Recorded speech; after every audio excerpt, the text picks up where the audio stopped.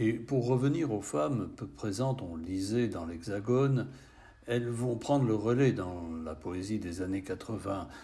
Est-ce que leur écriture s'inscrit dans une forme de militance plus ou moins partagée selon les écrivaines? Est-ce qu'on peut distinguer là aussi des phénomènes de génération? Oui. D'abord, il faut dire une chose, c'est que peut-être sans doute, une des plus grandes figures du féminisme littéraire et poétique au Québec, c'est Nicole Brossard, et qu'elle est la fondatrice de la Barre du Jour en 1965. Donc, au départ, c'est plutôt une perspective formaliste, déconstructive, un langage très éclaté et tout.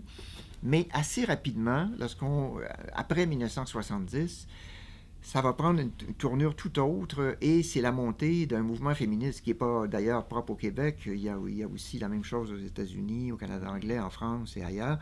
Mais très rapidement, et probablement on pourrait dire que 1975 environ est le point de départ de ce mouvement avec Nicole Brossard, France Théoret, Madeleine Gagnon et Louki Bersianic et plusieurs autres. Alors, ce sont toutes des femmes poètes. Denise Boucher, qui va publier aussi une pièce, Les filles ont soif, qui va faire un scandale, mais est en même temps un des emblèmes de ce nouveau féminisme-là. C'est l'époque du théâtre expérimental des femmes.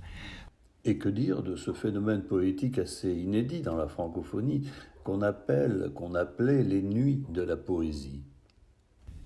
Alors, quand on parle de la nuit de la poésie de mars 1970, il faut voir que quand on parle en poésie québécoise, c'est un événement pratiquement mythique aujourd'hui. Et la nuit de la poésie, c'est un produit de la fin des années 60. Ça avait été précédé par toute une série de spectacles qui s'appelait Poèmes et chants de la résistance, qui était très politique aussi, qui était autour d'une revendication du pays, qui était en même temps un appui à des mouvements plutôt radicaux comme le Front de libération du Québec, qui avait commis des actes terroristes.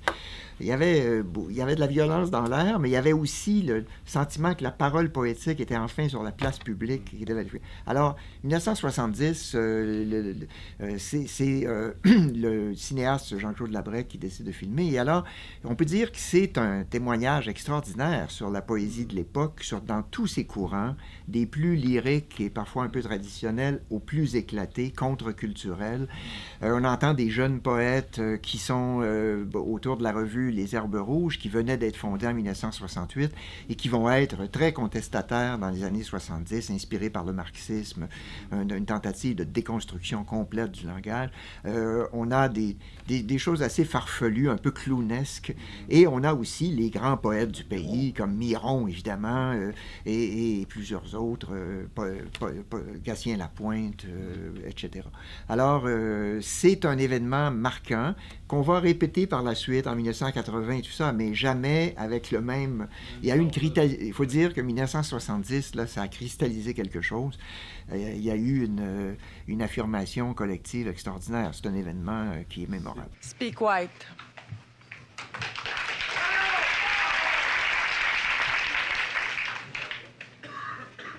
Speak white. Un des poèmes marquants de cette soirée, c'est Speak White de Michel Lalonde, qui est un poème qui est fait pour être dit en public, qui est un poème très oral et qui est un clou de la soirée, si on peut dire, et de la nuit, vraiment, et qui est aussi un poème de solidarité avec tous les peuples opprimés de la terre.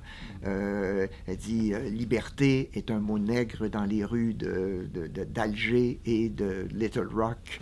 Et alors, c'est une affirmation vraiment collective extraordinaire. Alors cette première révolution féminine va bientôt être relayée par une nouvelle génération de femmes plus jeunes, féministes, mais pas toujours militantes forcément. Non, ces femmes-là sont un peu plus jeunes. Alors, disons, le courant, la période vraiment militante, la plus militante du féminisme québécois, et notamment dans la littérature et dans la poésie, c'est entre 75 et, disons, 85 ou plus tard, là, ou peut-être même un peu avant 85. Mais justement, à cette époque-là, apparaît toute une génération de femmes plus jeunes. La plus jeune de toutes, malheureusement, elle va disparaître, elle va mourir très jeune, à 26 ans, c'est Marie Huguet, qui écrit à la fin des années 70, début des années 80, et qui n'écrit pas une poésie féministe au sens propre, militant, au sens militant. Mais c'est une poésie d'une sensibilité féminine, sensibilité face au monde. C'est d'une grande pureté d'intonation. Et Marie Huguet va... Mais alors... plusieurs autres poètes, femmes plus jeunes, ou du même âge que Marie Huguet, vont commencer à écrire vers cette époque-là. Je pense à Geneviève Amiot, Louise Dupré, Denise Desautels, et plusieurs autres encore. Mais c'est peut-être là les figures les plus connues. Puis ensuite même, encore d'autres un peu plus jeunes, Hélène Dorion, Rachel Leclerc, Élise Turcotte, Carole David. Je dois dire que la révolution féministe des années 75-85 a complètement changé le paysage poétique au Québec. Et à partir de là, on peut parler d'une parité, ou presque, entre les hommes et les femmes en poésie.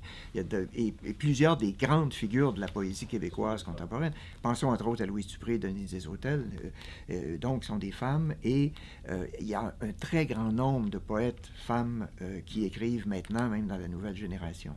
Donc, ça a été un déblocage absolument spectaculaire, et très rapide aussi.